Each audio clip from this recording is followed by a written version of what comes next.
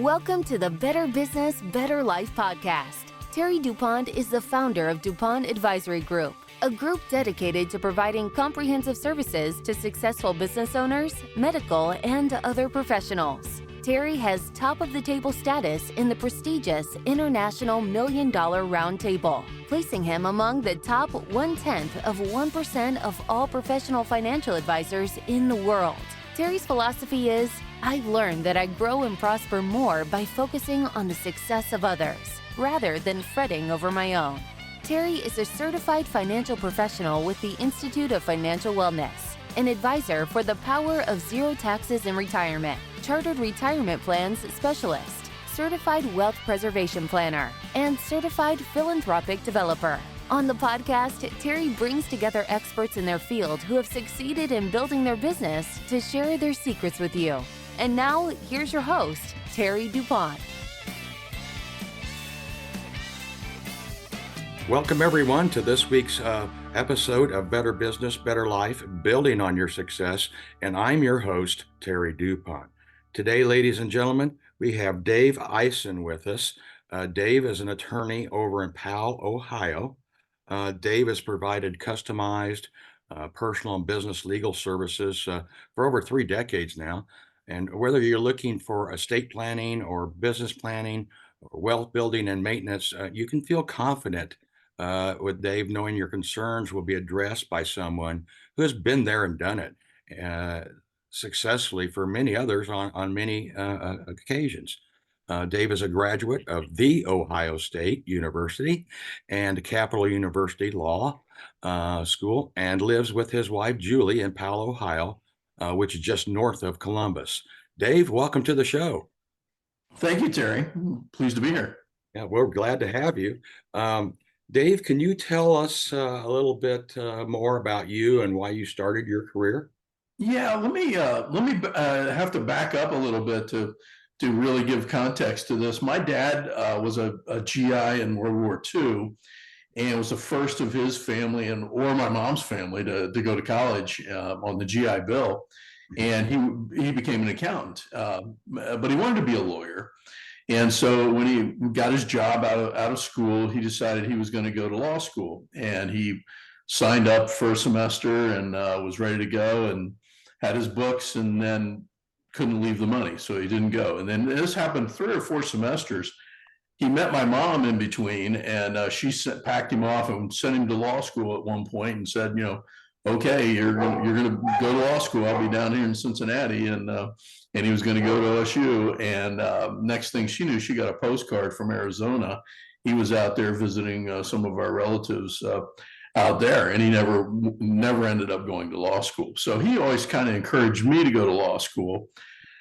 So of course, my first day of law school, I had to send a postcard to my mom from one that I had kept from a Florida trip. And back in those days, there was no email, or cell phones or anything. So she had a few days of, a little consternation, wondering whether I was actually in law school or not. But anyway, so we always got a giggle out of that. But after law school, I was waiting for the bar exam results, and I met a client.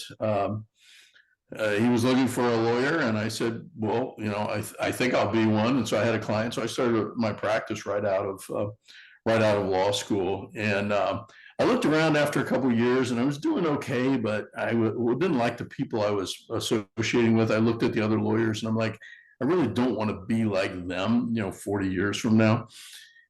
So I took a job with some small firms and started doing some work with them, mostly in litigation.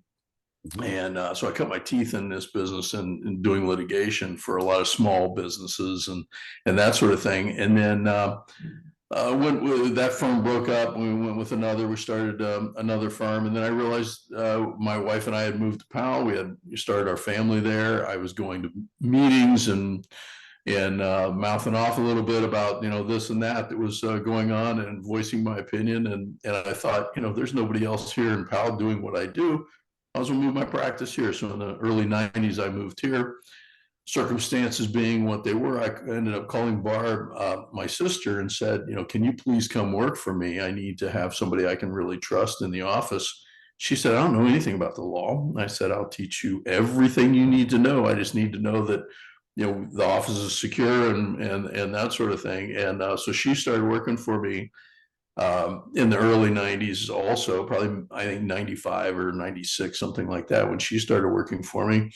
And then we've just grown the practice from there. And my third son, I have three sons and a daughter. My third son, Grant, decided he wanted to go to law school. He went to Cincinnati, and he worked here during his breaks and summers, and decided he liked what we do. And so in 2019, when he graduated, he came to work here too. So Awesome. it's family business.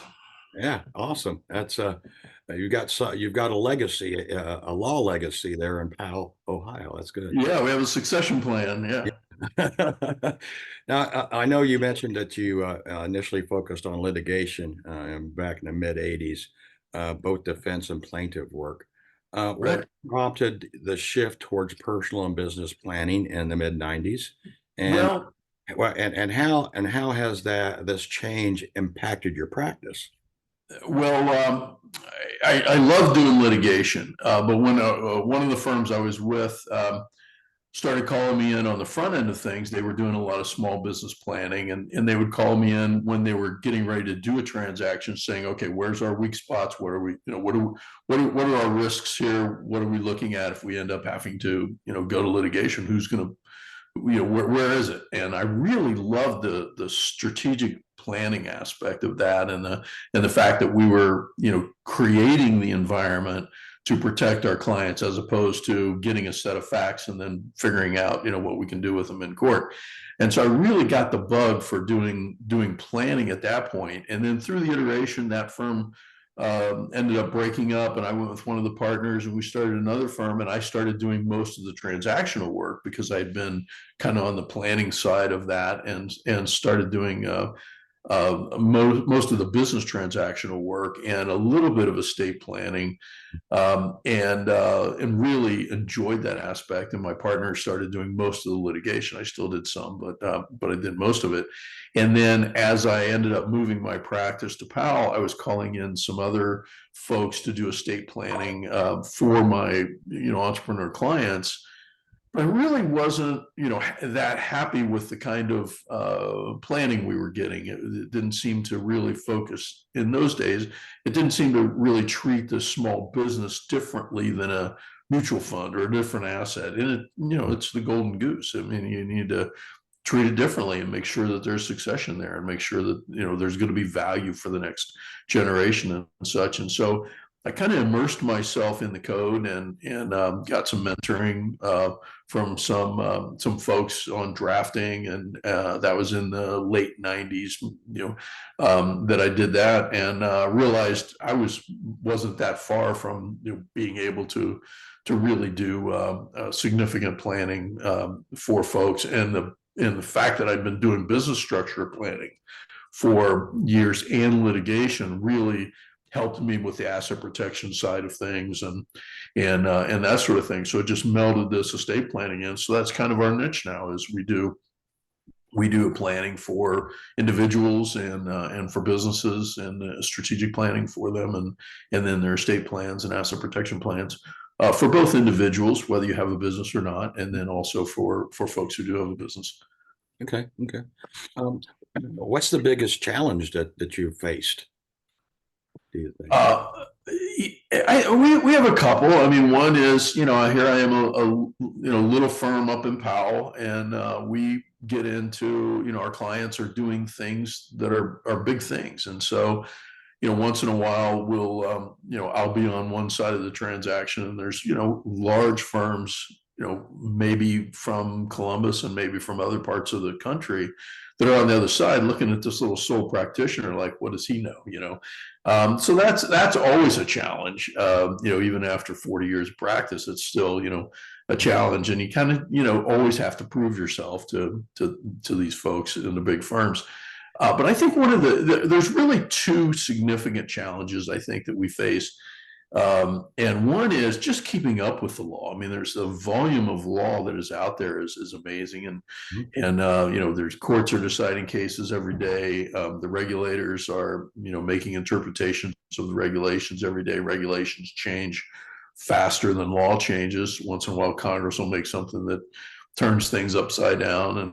And so just keeping up with that volume and what is important to us, what is important to our clients, and do we need to make significant changes in our documents? Do we need to, is it so significant that we need to let our clients know that we need to bring in them and their documents to make modifications and changes to what they have because of some new law, which is highly unusual, but sometimes those things happen, and so that is a challenge.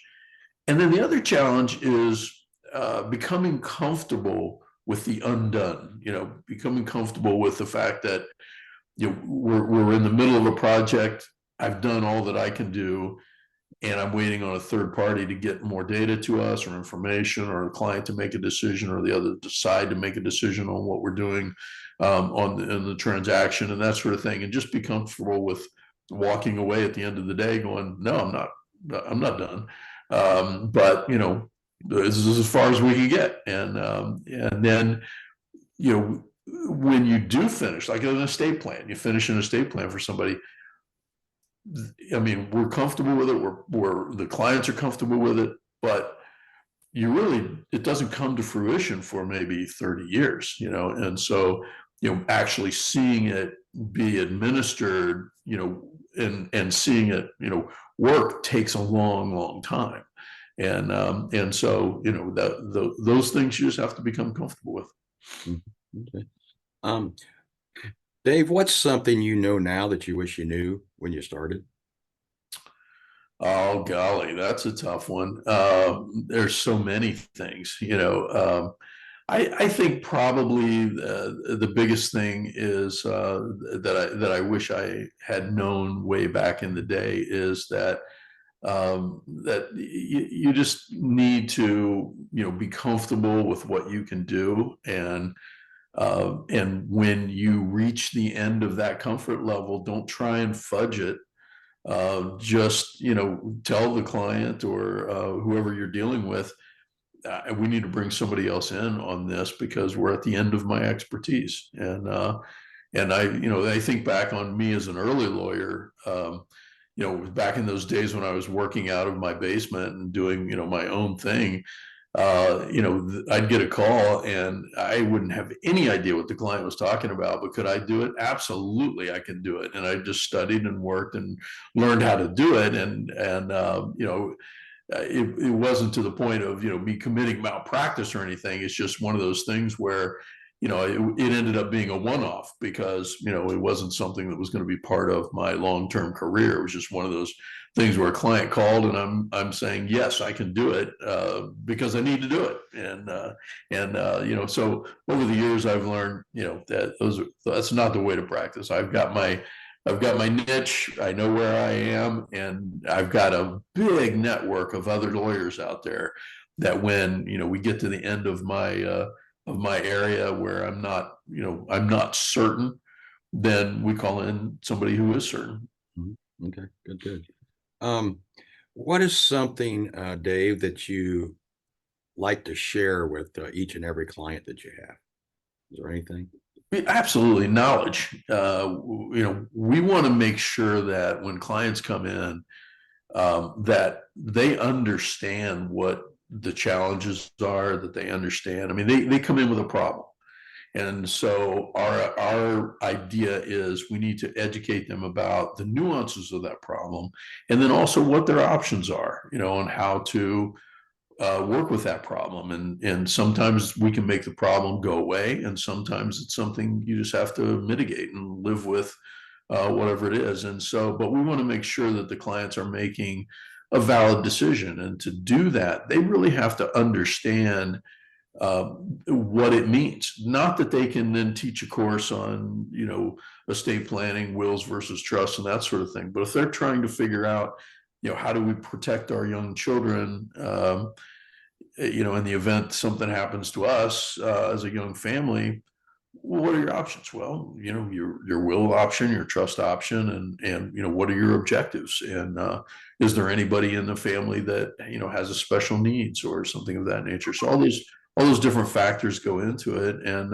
we have to make sure that we feel comfortable um, knowing that the client has knowledge about these things, and we're not just saying, okay, thank you, that you need this, and here's how much it costs, and there's the door, and we'll see you back. When are you going to sign it?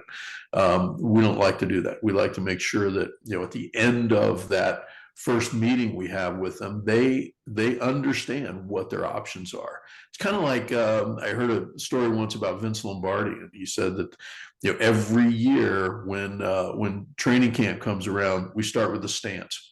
Now, I don't care if they've been with another team or they've been with us or if they're brand new rookies.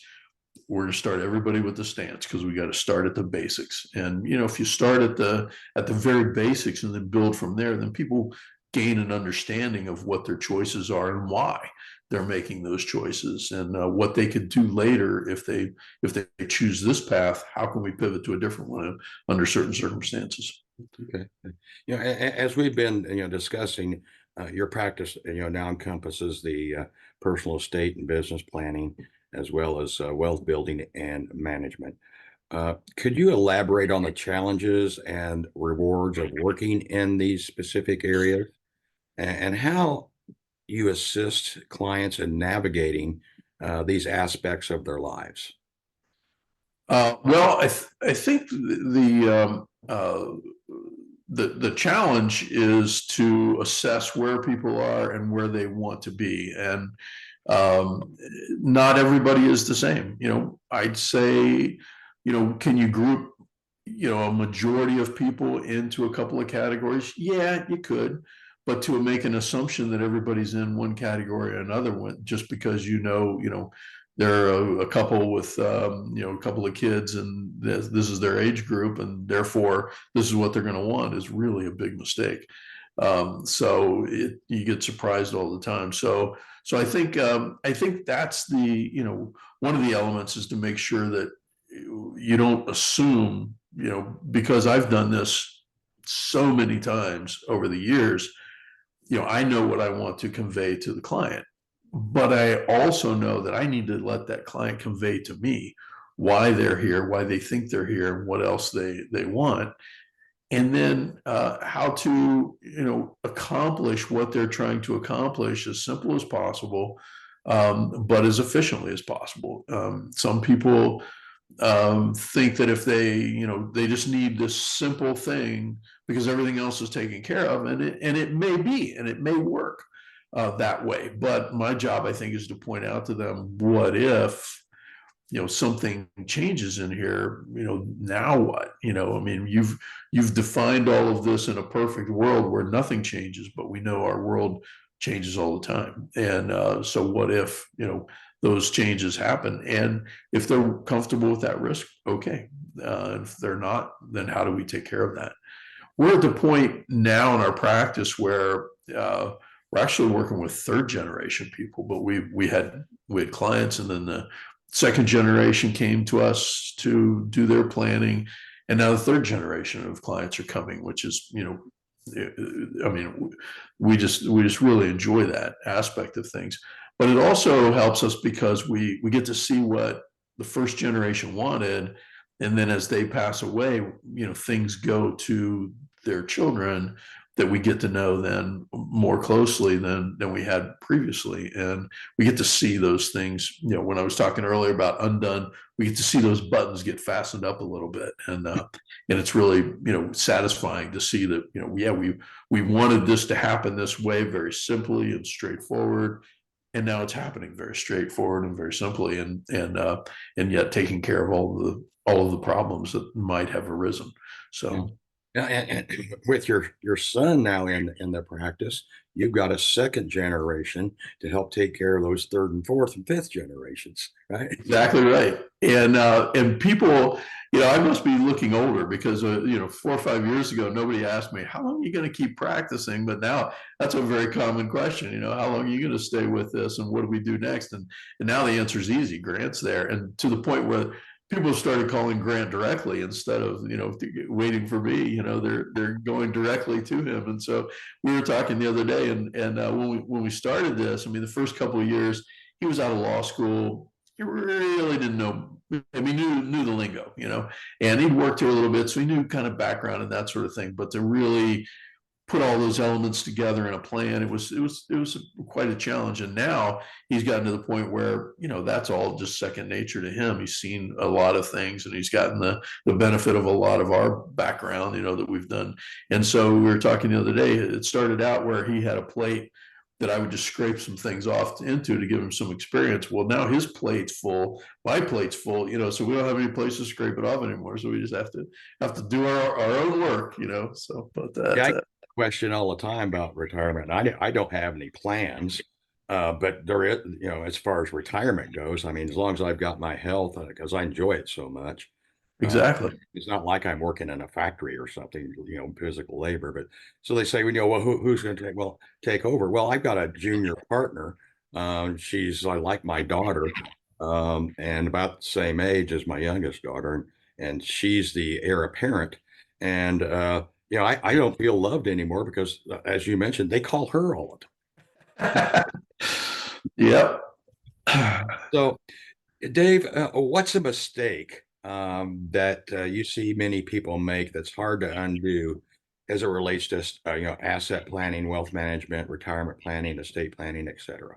The biggest mistake that we see people make is they create this beautiful structure, whether it's a will-based plan or a trust-based plan more frequently, or a trust-based with some asset protection elements, and then don't fund it.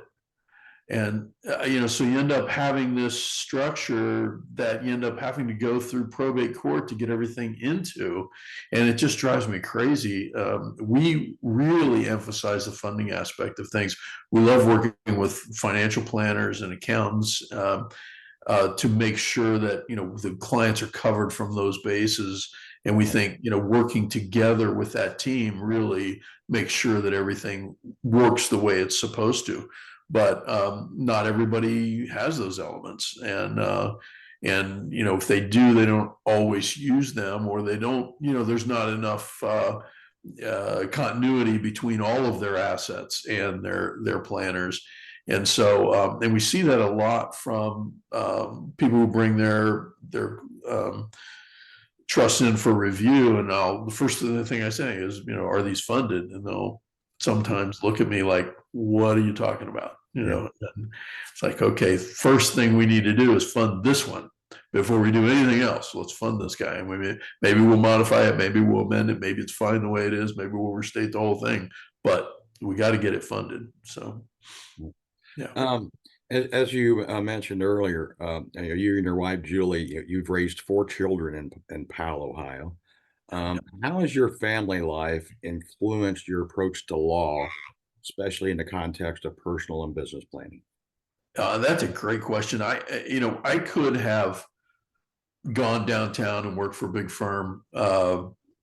Maybe not initially out of capital, but certainly after I had a few years of experience, I had lots of opportunities to go down there. I didn't want to work down there. I wanted to work in the suburbs when the kids were having something at school. I just run up to school, and my wife was a teacher, and she taught in a school district, 20 miles away. And so she wasn't able to just leave school and go see their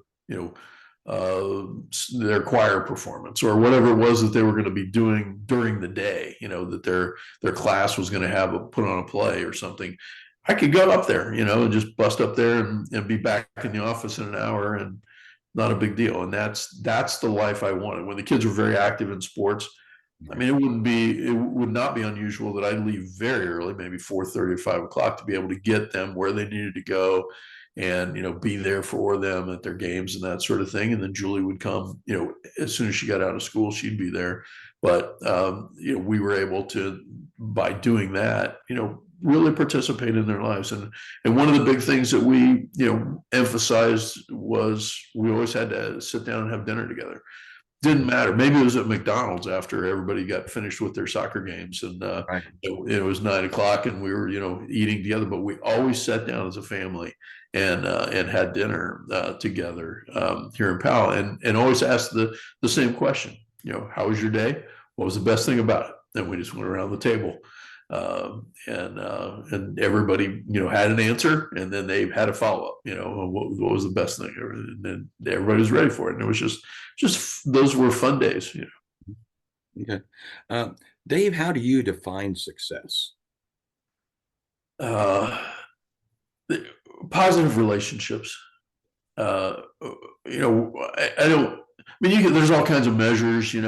Bank accounts, Lamborghinis, what have you. Houses in the Hamptons or whatever.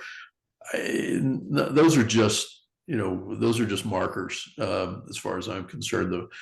The thing that really, that we really value here is the relationships that we have with our clients.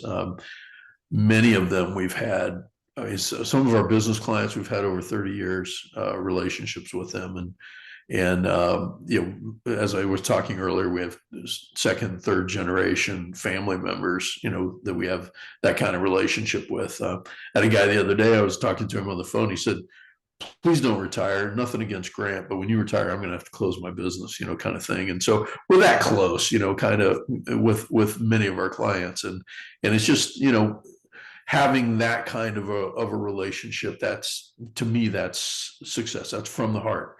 And people, I think recognize that, value that. By far, our biggest referral sources are clients. And that means something to me, and I think that's how we define success. That's good stuff. Is there anything you wish to share that we haven't talked about to this point?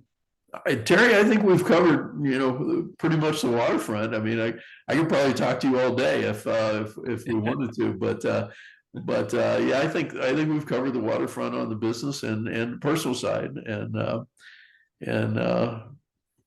So, Dave, with all your success, what do you think is your biggest challenge now and going forward? yeah, I think the challenge now is for me is, I want to make sure, with all the positive relationships that we have and the family, working here, that, when I get to the point, not if, but when I get to the point where I'm just not as sharp, where I'm not as much of an asset, I'm becoming more of a liability. Somebody's comfortable telling me, "Hey, Dave, you can come in periodically, but don't say anything." Just it's time. It's time to stop. Yeah. David, it's it's been a joy having you on. Really I enjoyed visiting with you, and we've got your contact information down below. But where can our audience go to learn more about you? Our website has a lot of articles that we've written. We don't have ghostwriters or anybody put this stuff up, but our website, it's www.ison.law,